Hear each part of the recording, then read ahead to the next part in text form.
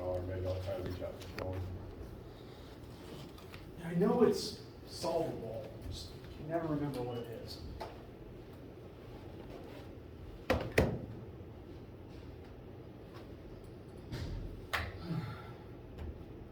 How you guys doing? Good, how about you? It's Monday. Yeah. Good weekend. Wish it was longer. Yep.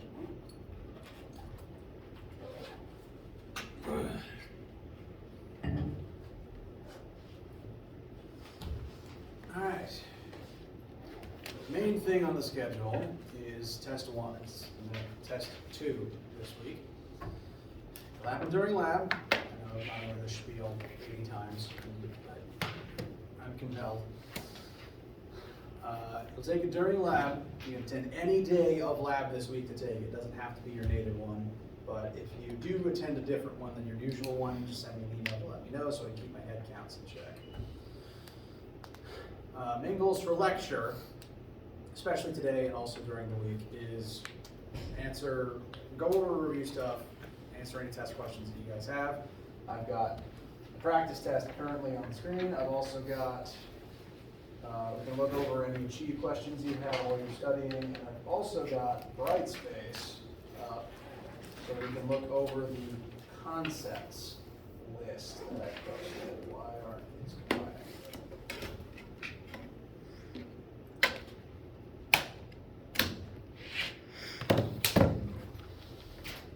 Dang, anyway.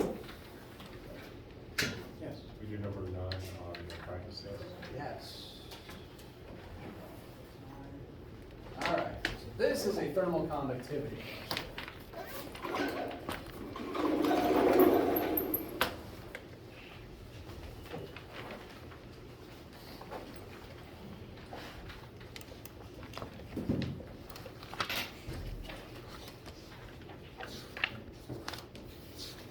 In a blizzard, you take shelter in a wooden shed. You get the inside up to 25 Celsius. For the sense of scale, that is the typical temperature that most humans like their dwellings.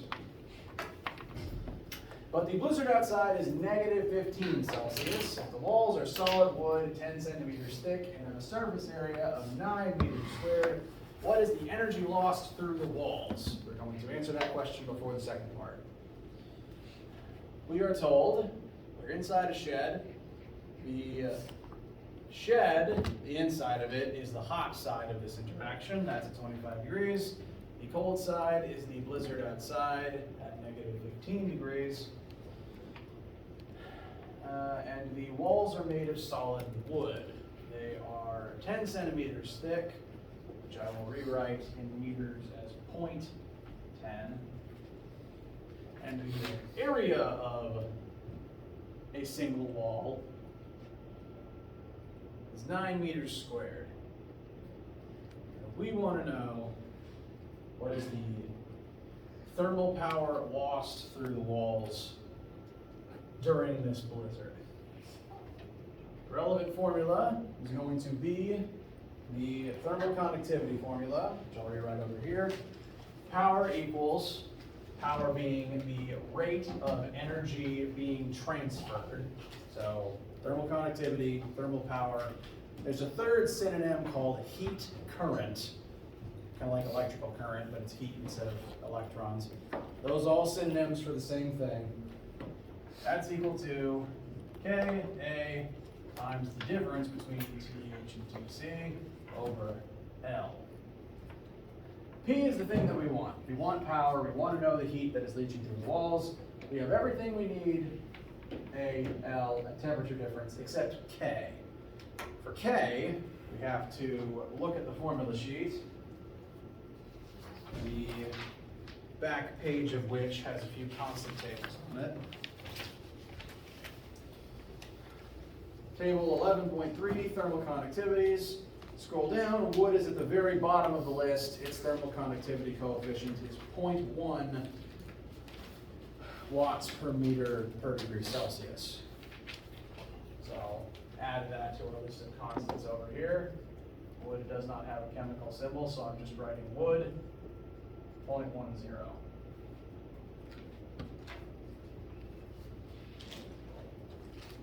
Now we have everything except P. So, P equals K of 0.1 times an A of 9 times the temperature difference, and the negative signs are important here. This is not change in temperature, this is temperature hot minus temperature cold. The hot side is 25 minus, and the cold side is negative 15. So the difference between those two sides is 40. We are allowed to use Celsius as long as we use 2 Celsius units and find the difference between them, because the size of Celsius units are the same size as Kelvin units. And lastly, L, the walls are 0.10 meters thick. And this should actually be a pretty slow rate of heat loss, which is good in a blizzard.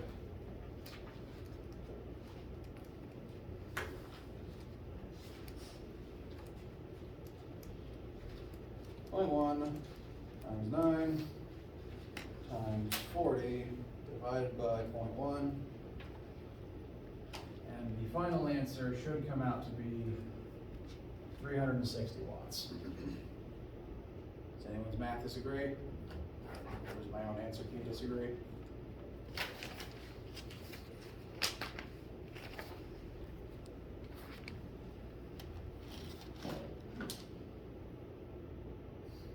All right.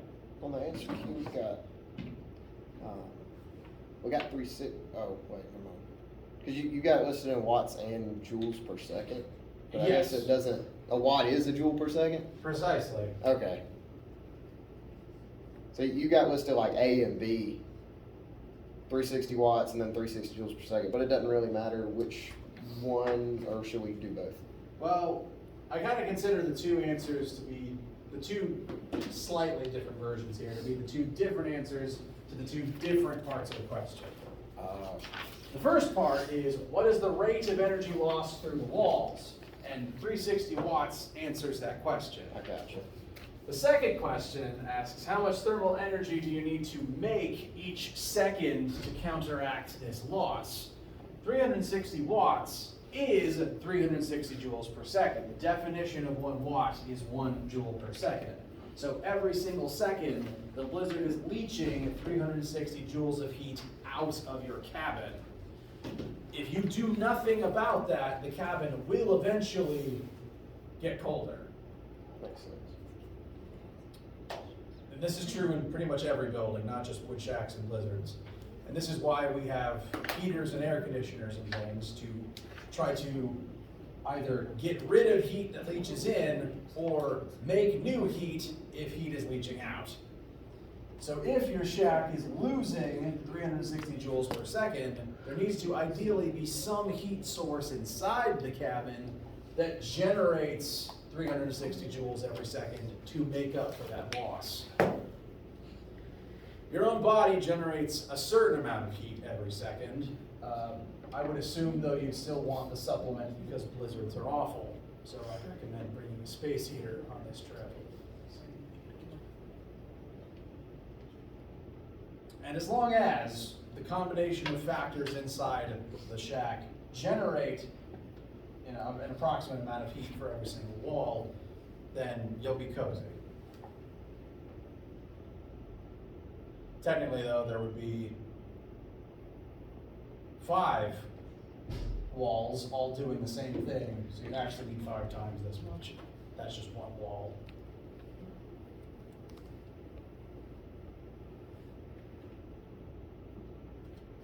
I'm not counting the floor.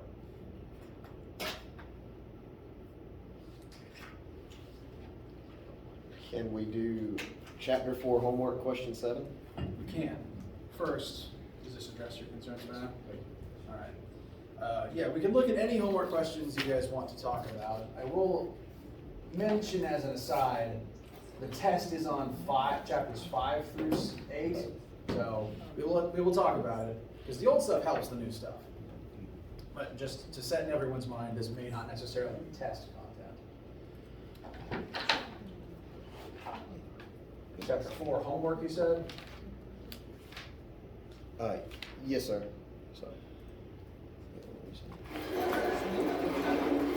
Which number? That's not bad. Number 7. Yeah, sorry, I know that's not on the next test, but If it's on your mind, I want to talk about it. that is the only one I could not figure out. Find the radius of the exoplanet's orbit. Okay, so here we have a different planet orbiting a different sun somewhere out in the universe. Its orbital period is 3.9 some number of Earth years.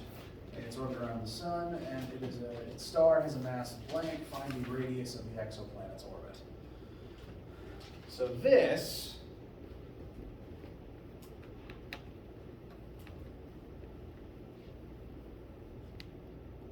you remember the very last question on test 1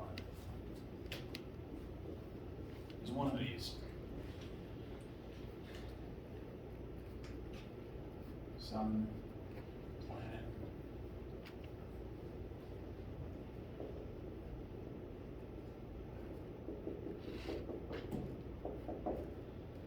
Planet is orbiting its sun because gravity is acting as a centripetal force. So I'm going to go ahead and plug in the equations on both sides. Mass planet times, I'm actually going to use the angular version. Angular velocity squared times orbital radius equals big G times mass planet times mass sun over orbital radius squared. So that's taking both formulas, putting them in here. Now I have to figure out what we can plug in, what we can cancel out, what we have to work around. The goal is solve for R. That's the end goal. And there's R's in 2 places, but we can combine them together. So the algebra will get into R's, okay? We just need to figure out what to plug in and what. Lost my train of thought, sorry. Looking over all this information, we want R. We're told the mass of the sun. We know what G is, big G. So the only 2 issues are we don't know the planet's mass and we don't know its angular speed in terms of radians per second. Now, thankfully the mass of the planet has kind of worked itself out because there's an MP on both sides, so it just cancels. You can do this without needing to know the mass of the planet, and technically anything orbiting this sun at this distance would do the same thing regardless of mass. So that means we need to figure out what to do for omega. And that actually relies on this number. This is the orbital period. Period is the time per rotation, whereas omega is rotations per time. So, for example, 3.97 years for 1 rot. We need to somehow turn that into rads per second to be able to use it as omega in that space. And the first step to that is just flipping it upside down.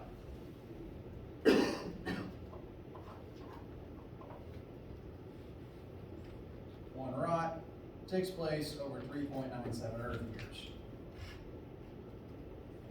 And then one needs to start a conversion chain to turn years into seconds and rotations into radians. Once you finish that conversion, that finished converted number in rad per second goes right there for omega. Okay. I will demonstrate this. I think I need a little more board space than I gave myself. 1 rot is 2 pi rad. 1 year is 365.25 days.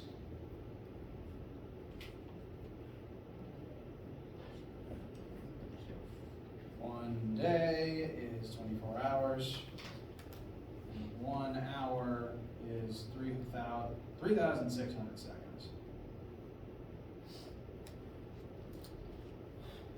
That chain of conversions should take you to rads per second,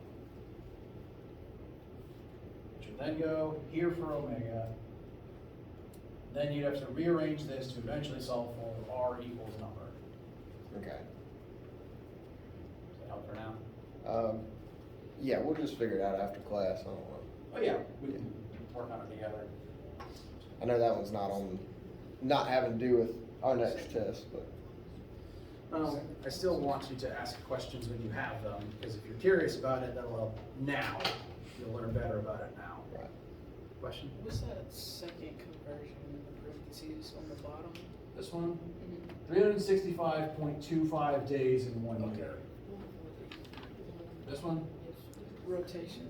Yeah, 2 pi radians per 1 rotation.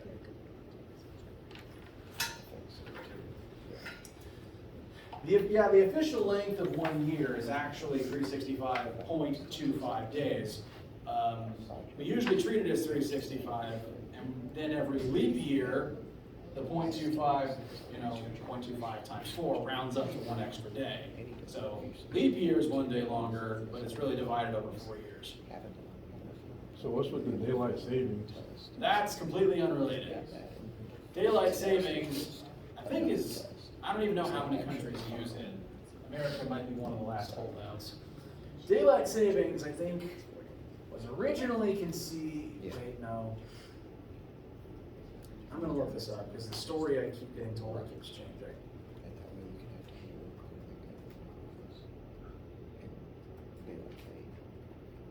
That's what I'm gonna do. Daylight savings originally. Because the story goes it was designed for farmers, because the clock would shift such that they'd get they would then be able to work during the daytime. But actually, it was introduced during the First World War by Congress so that everyone was more active during sunup, and we'd spend less fuel generating electricity at night. Okay. Heard that recently, because every year the debate comes up, why did we do this? And I thought we were closer than ever to just doing away with it. Arizona doesn't do it. There's a state that just ignores it. So sometimes going in or out of Arizona just get 2 hours instead of just 1 because of the time difference. Be to the right. Yeah, he's on the end, but there's that empty position. But daylight savings does not have anything to do with the leap year. This is leap year. Okay.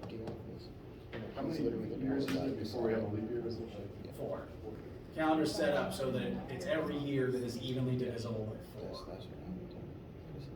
The way I remember it is, I was born in '92, which was a leap year, and so I just go in intervals of 4 since then.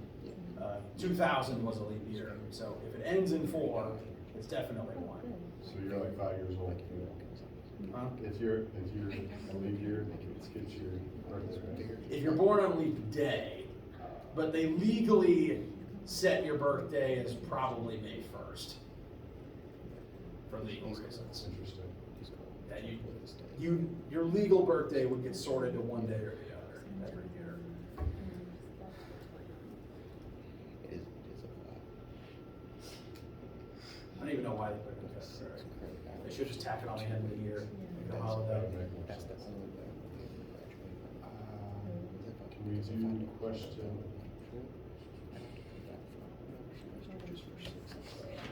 It'd be 2 classes, but still. There's 11 on the practice. And scholarships would be more. Fire hose? Yes. All right. This is consequently about both Pascal's principle and the continuity equation lumped together into one. Where's any eraser? Okay, you okay if I erase the cabin?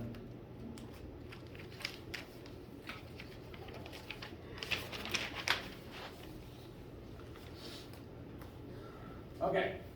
Fire hose normally has a cross-sectional area of 5 centimeters squared, but it contracts at the exit nozzle to an area of 2 centimeters squared. So area 1 is 5, area 2 is 2. If the water hose at if the water flows at 1.5 meters per second inside the wide part of the hose, at what velocity will it exit the hose? So V1, the speed corresponding to the wider part of the hose, is 1.5 meters per second. And we need to figure out what speed that changes to when the hose contracts. This is again like putting your thumb over the end of the garden hose and it sprays out faster. The equation for this is called the continuity equation. A1 times V1 equals A2 times V2. And because of the way the formula works, we actually don't have to go through the rigmarole of converting centimeters squared into meters squared, thankfully. Because as long as the units on either side match, they cancel out. So, area 1 was 5, velocity 1 was 1.5, area 2 was 2, and then we solve for V2. And we should find that the water will come out at least twice as fast, a little more.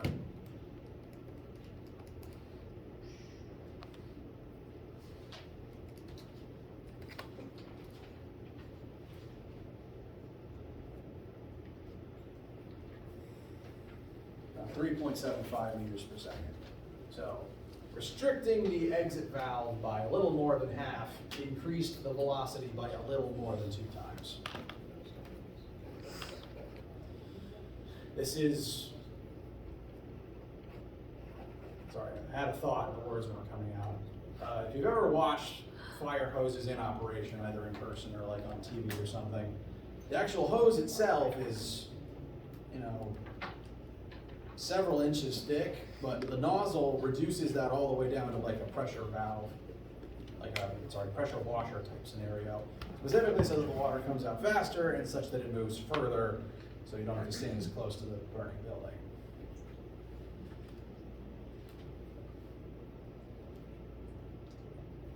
Meanwhile though, the valves on the end of the fire hydrant are, you know, half a foot across, and when the fire hydrant breaks, the water just kind of gushes out pretty slowly because the hole's so much bigger. They do that on purpose. Part B, if the force acting on the water inside the wide part of the hose is 10 newtons, what will be the force acting on the water at the narrow exit of the hose? This,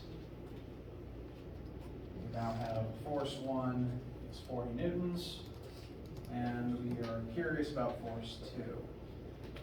This uses a different equation known as Pascal's principle.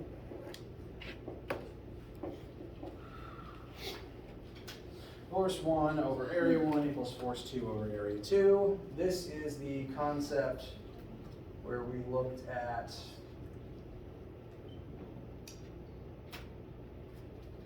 hydraulic systems that lift cars and similarly the hydraulic system in your brakes. If you exert force on one side of a pressurized fluid system, that force will change on the other side based on the comparison between the surface areas of either side. Once again, brake pedals. There's a very narrow piston inside the brake pedal that widens before then the fluid pushes into your brake drum. So, force in the wide part of the hose was 40. So, 40 over 5 will then be F2 over 2. And F2 will come out to be divided by 5 times 2, 16 newtons. Curiously, the force drops as the speed of the water increases. This is one of those true things that I observe every single year and observe in my pressure dynamics stuff. And it's still weird to think about because it kind of goes against your usual thoughts of things. Water's coming out faster. Wouldn't there be more pressure driving it out? But no. It's the same pressure all the way throughout. It's the same water pressure, but the force is actually less. Yes? On the study guide, you put .05 and .002, so like you converted them. Is it Ah. better to do that, or is it fine doing this? Like, Doing it this way is fine. We arrive at the same answers. okay. The other way is technically more scientifically accurate, Okay. but So you're not gonna take points off if we don't convert absolutely it? not. Does it matter on the test? No. That's what, yeah, Alright. that's what I'm saying. Yeah, because these two formulas are unique in that they're just comparing two sides to each other that are exactly the same thing twice. Okay. And so as long, whatever units you put into one side would come out the other. So as long as you are consistent using the same units on both sides, it doesn't matter. It's kind of like how we can get away with using Celsius as long as it's Celsius minus Celsius. Alright. Yeah, I already did that way the first time. I did it that way. Mhm. Yeah, I just confused myself when I did where I converted it. Like I read it right. Is there any, how do I say this and be politically correct? Is there anything on the test that's not on here? No. Like there was for the last test? No. Okay, alright, sweet. Hang on. And so there was something on the test last time that wasn't on the practice test? Yeah, but then we ended up going over it before the test, so it was all good. That orbital question, Yeah. and was there another one? I swore they were in orbit on the practice test. We ended up going over it before, so it was, I mean, it was fine, but Okay. I mean, I'm not trying to ask you like what exactly is on the test, but.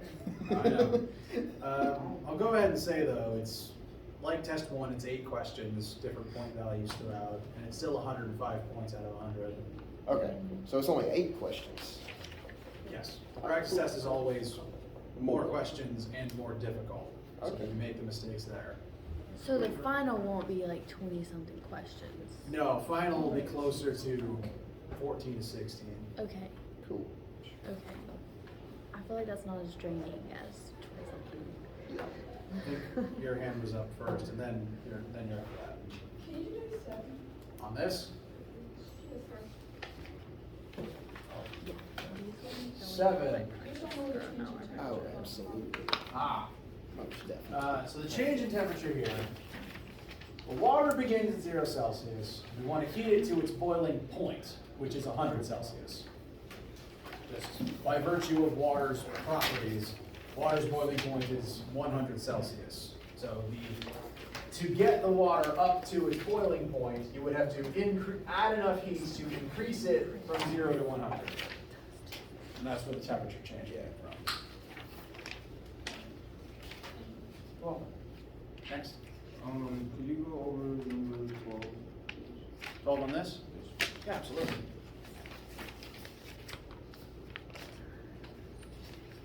All right. I'm glad you asked because 12B is not correct on the answer sheet. So if that's part of the confusion, I do apologize. I tweak my tests and practice tests, as the years go on. And the only tweak I needed to make to the practice test was 12B, but I haven't updated the answer key yet. So, want to talk about the whole thing? Well, these Okay.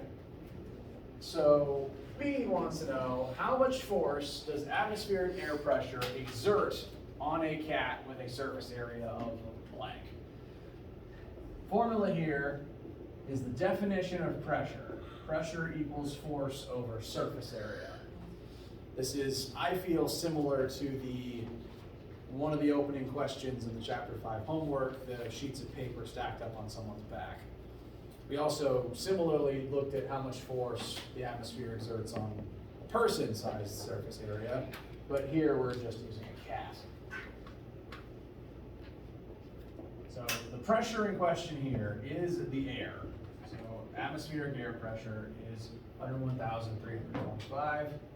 We want to know the force that exerts on something with a surface area of 8,000 centimeters cubed. Do we like using centimeters cubed? Officially, we don't. Which means we have to turn that into meters cubed. since it's cubed, we have to do our centimeters to meters conversion 3 times. 1 meter per 100 centimeters.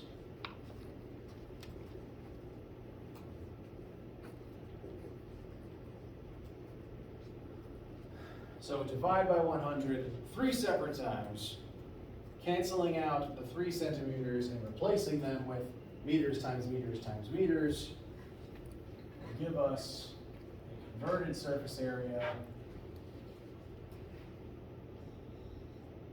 of 0.008 meters cubed. Where did you get 8,000 from? That's not what ours looks like. It's not on ours. RB says at a point high above the ground where the air pressure is No, it says half that. of what it is. at That's the what surface. the answer key says, the practice test says that. Okay. You may have accessed the practice test before I uploaded the updated version. Well, I was Yeah, looking at the key. Yes, Yeah, look, the issue is Okay. I haven't updated the key yet with this Okay, question. okay. This question's the only difference. Like, the question on the practice test is right, the question on the key is not right. Correct. The key is out of date. Okay. Okay. Because the original practice test, and therefore the key, has a different question here for Bernoulli's equation, which I skipped because time. And this is just part B. Yes, this is the new practice test 12B. It's not on the answer key, so I'm glad you asked about it.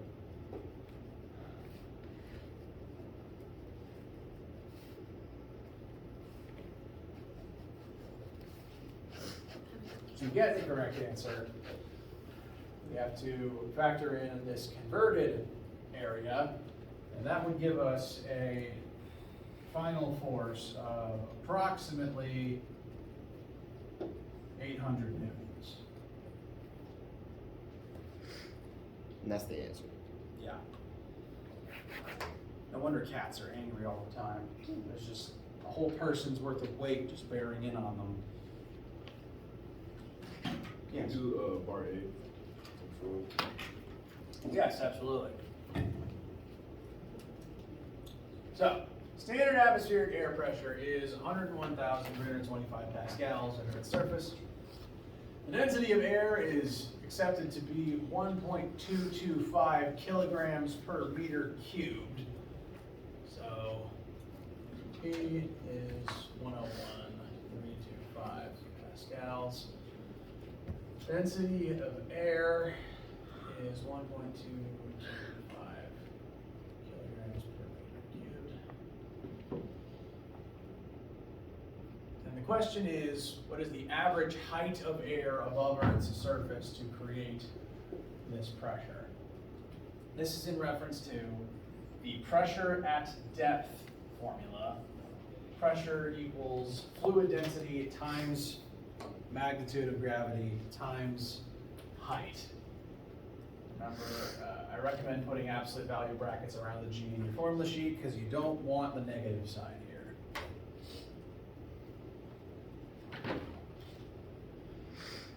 We are, at this moment, submerged miles deep in a pool of air. And that pool of air, height of H, is creating the air pressure that acts on us right now. So, got the pressure equals the density of air times the magnitude of gravity, but not the negative sign, times H. We want to solve for that H to tell us the height of atmosphere above our heads in meters.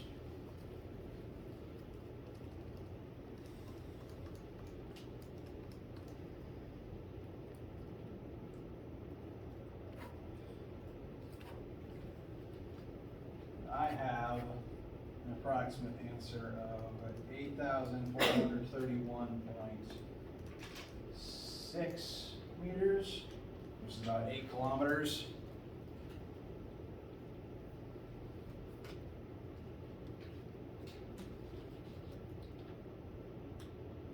So you did 1.225 times 9.8 8.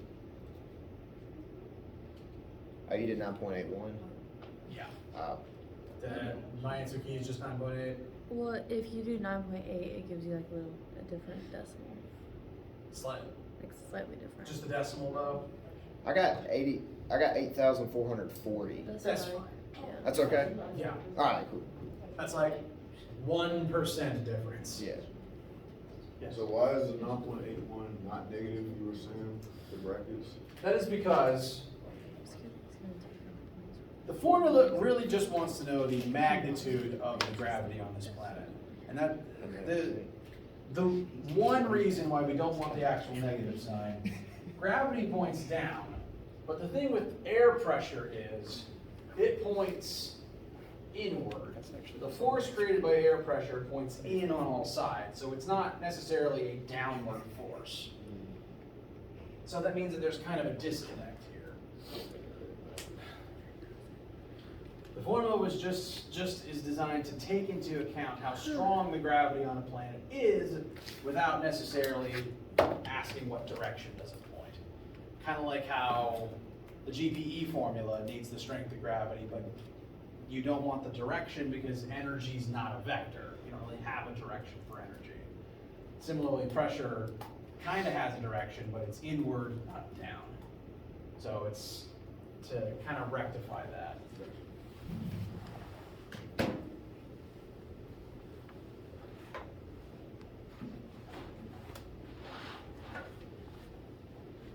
Now, if you were to actually look up height of the atmosphere, this probably isn't going to be the answer that you get.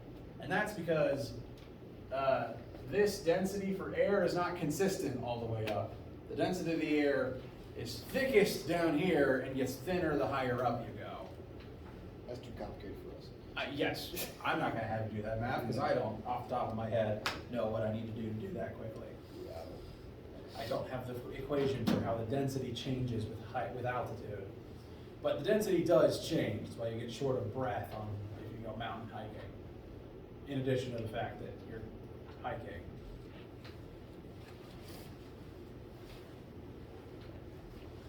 But you don't usually think about the density of air, do you? It means that my piece of metal's not here. But 1 cubic meter of air is about as much as this thing. You just are used to it and your nervous system tunes it out. It weighs as much as that? Yeah. Air's heavy. Yeah. I mean, it needs to be, or else it wouldn't stick to the planet. It would just drift into space.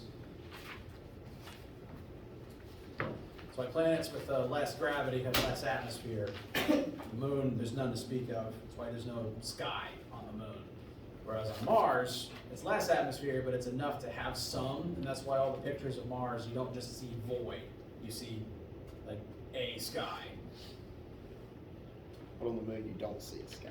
Yeah, on the moon, you just look up and you see the void, like Earth at night. Just like space. Yeah, the air in the sky is what takes, the air in the sky is why the sky turns blue during the day. Because the air, kind of like a prism, refracts the light from the sun, bouncing it all over the place, kind of blocking out the void. It's literally just a bunch of light bounding around the atmosphere, preventing the space light from actually reaching your eyes. It's only at night where the sunlight is gone that the space light can make it through. Pretty crazy. So on a planet with no atmosphere, you just see space all the time. On a planet with an atmosphere, you actually have some color of sky during the daytime. Interesting. Yes. Pressure, how much remember that? Yeah.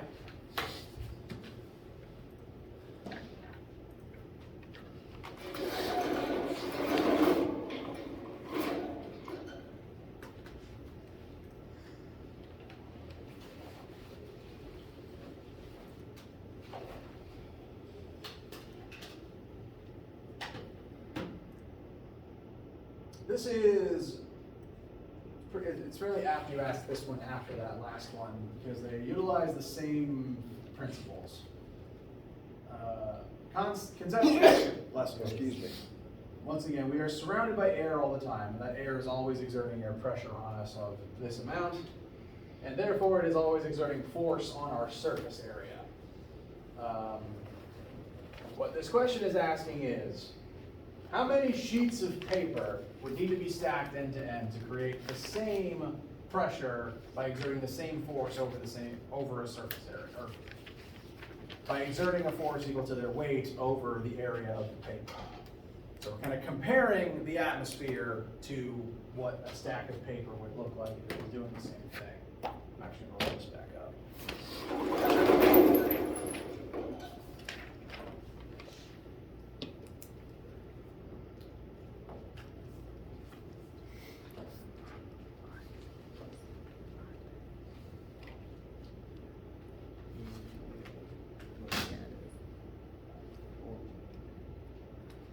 So the formula here is once again still the definition of pressure. Pressure equals force over area. We want to know how much force is needed over the area of the paper to generate the same pressure as the air pressure. So for pressure, we plug in the air pressure, and then we need to figure out what goes in for these two things. For A, the area would be the area of the paper itself. The just length times width of these. But we need that in meters cubed. And I don't have the inches to meters memorized, so what I'm going to do is multiply 8.5 by 11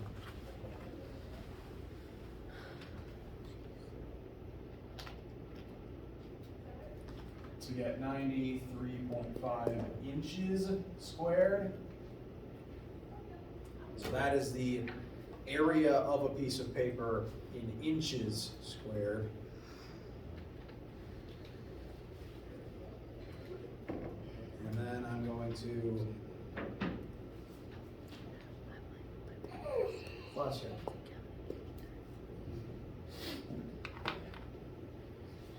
Use sophisticated tools such as Google to turn that into meters squared.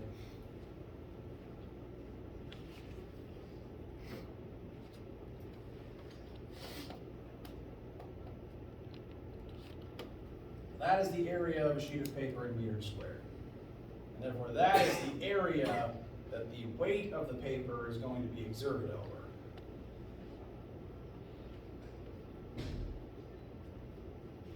So that is what goes in for A. So some amount of weight of all this paper exerted over the area of the paper will hypothetically generate the same pressure as the air that's around us. The idea just kind of being to compare the atmosphere to a stack of paper weighing down on you. How do you feel so far?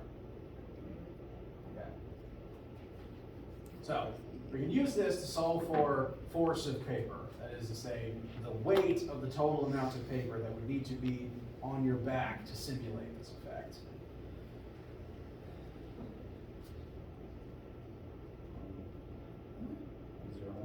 Times 0.0603. The weight of all that paper would be approximately 6,110 newtons.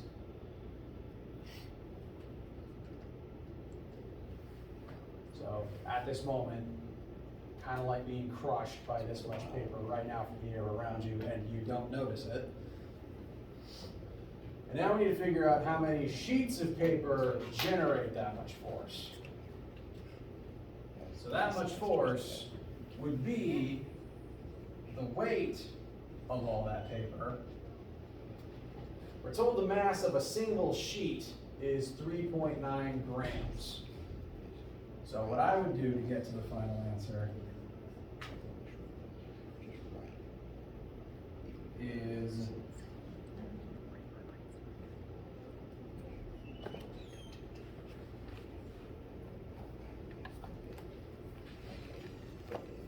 this is the force we're interested in. This is the mass of one piece of paper, and this is G. So this by itself is the weight of a single sheet of paper. And we need to know how many sheets of paper are needed to generate this much. So I'm adding this times n. N is now number of sheets of paper. Number of sheets times the weight of one sheet tells you how many sheets are needed to create that much weight.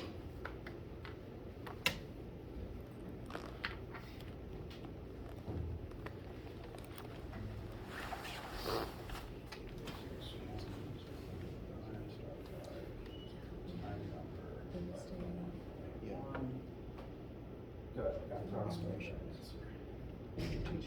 I get n to be You're talking about the section. Oh, okay. We have that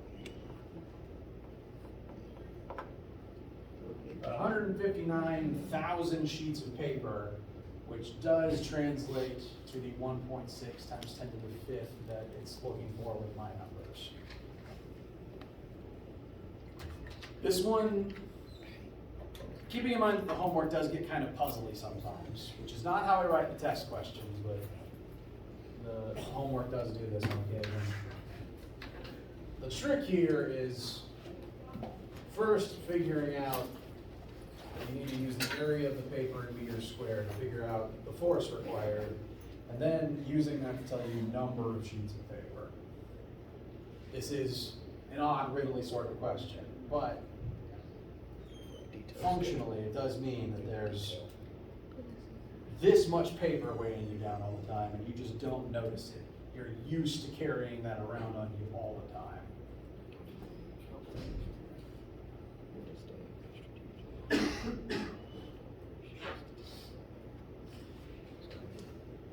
Did that help for right now? How you guys feel? Pretty decent. All right. We're about at the end of the officially allocated time for today. I will, as you guys begin ending the lecture period, I will remind you again, come on, there's a concept list.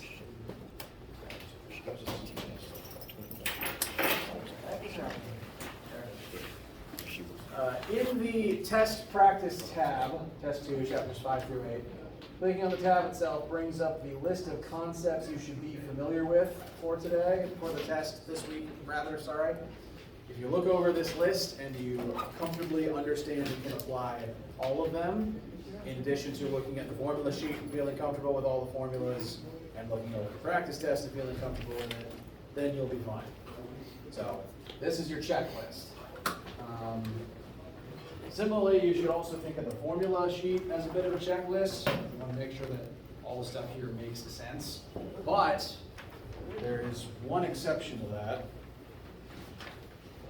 Oh, there's two exceptions to that. I take it back.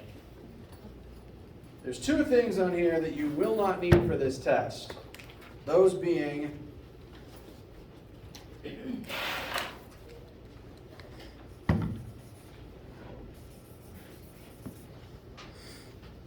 you don't need the entropy formula. We didn't do any math for entropy. So this one right here, change in entropy, kill it. The top one under chapter 8. Yes. And similarly, this one bottom one, this long one here at the bottom that's technically in the chapter 6 category, kill that too. Okay. That is called Bernoulli's equation. It summarizes a lot of the pressure and flow information, but I needed to cut something for time, and it's technically retreading those concepts. I didn't use it.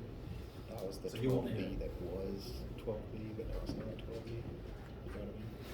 You will also need the constants on the back page. You don't need these two formulas at the top. Those are some miscellaneous things about electricity that I will just tell you about before the end of the term. You don't need those formulas for this time, just the constants down here.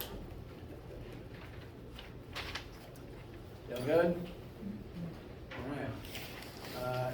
At any point, please let me know whatever questions you have while studying, anything you need anytime. and I will see you guys later. If you have any other questions right now, you are welcome to ask them. Have a good day. This test on a book about interviews. And long story short, the question was asking something specific that was in the book in the same sentence. And I was like, this is stupid. Yeah. Like, the book The one in is, orange.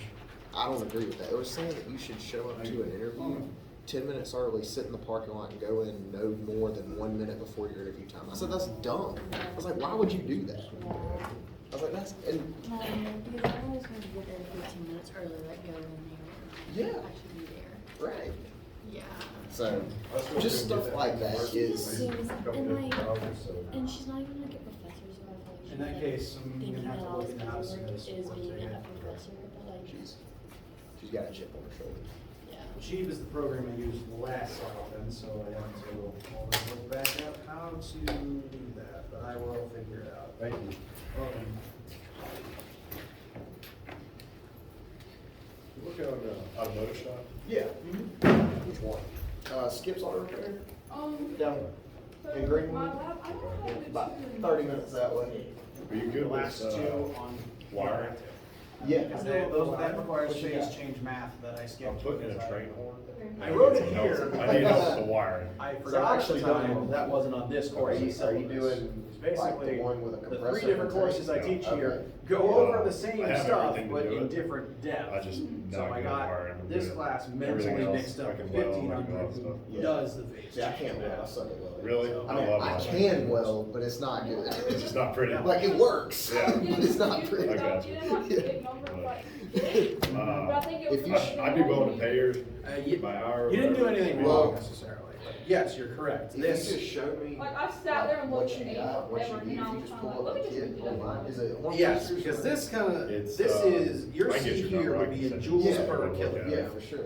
This Do table, that, and that way I can. for whatever reason, And I might is in continue to kilojoules do. per kilogram. Okay, Okay. And, cause So, if yes, do you would that, divide so by 1,000. They're not terrible. okay. Which, you got all the bells. I need to take a class on that stuff. I grew up on the ranch and I Fantastic. know a lot, but I Yeah. don't know the wiring. It is. No, wiring's Real kind of good, my though. thing, actually. This your is name wrong. again? Tyler. Tyler? Because a higher specific What's your last heat name? McKellen. means that Oh, something takes I'm in the more. wrong space, sorry. You're Hold good. on, make sure I'm actually remembering the question right. M-A-M-E? M-E. If you wanted to change temperature quickly, you want a smaller specific heat. Gotcha. The specific heat number represents how much heat is needed to change temperature. So a smaller one means it needs less heat to warm up. Cool, A okay. bigger one means it needs more heat to cool Oh, up. So that's That'll work. Yeah, that'll work. Now you got it. Awesome. Cool. I'll send you some of that stuff. Yeah, just, let me see what you got, and then I might can tell you just as far